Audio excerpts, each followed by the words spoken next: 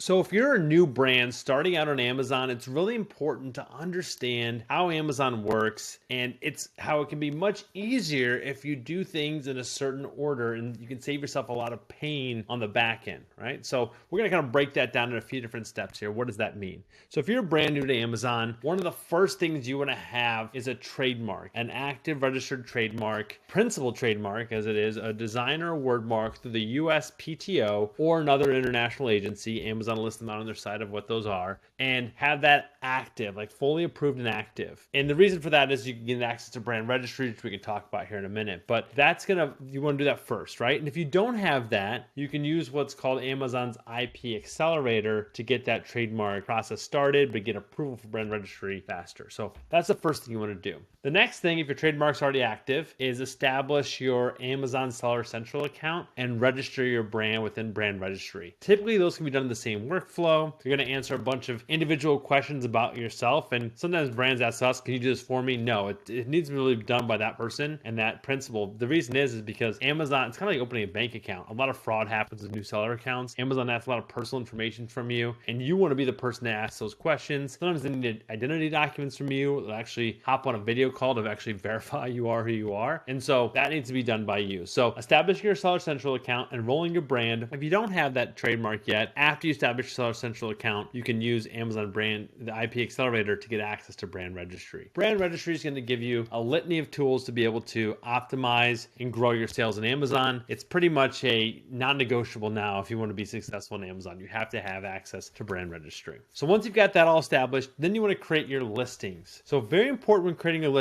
that you to understand there are a few values that cannot be changed after you've done this. We have brands that come to us all the time and say, oh, I started selling under this, but the brand name's wrong, or I started selling this product, I already have 50 reviews, but the UPC is incorrect. So those are the two attributes, brand name and UPC, that are what's called hardened values. Those cannot be changed or edited, even though sometimes on Seller Central, Amazon will let you look like you're editing it or be able to edit it. That cannot be changed. So if you want to change your brand name or change your UPC, you have to create a brand new listing on Amazon, which means you're going to lose all your sales history, you're going to lose your reviews. And if you're far along in the process and you have hundreds or maybe even thousands of reviews, you don't want to do that, right? So making sure you set those up when you create those listings, that those two are correct, brand name and your UPC. The next thing you want to do once you've gone through that process is just check your product's eligibility for FBA. Maybe you're not even ready to send into shipment yet, inventory is not ready, or you're not even maybe going to use FBA initially. Just go ahead and create like a dummy shipment. Say, I'm going to send in 24 units to Amazon's FBA warehouses. You're actually not going to send it. But by going through that initial process, initial flow, what Amazon's going to do in the back end is they're actually going to do a quick check based on maybe your category, your product information, of whether or not your product might be considered what's called a hazardous material or a hazmat product, right? And may require additional documentation to prove it's not. Again, Amazon's always a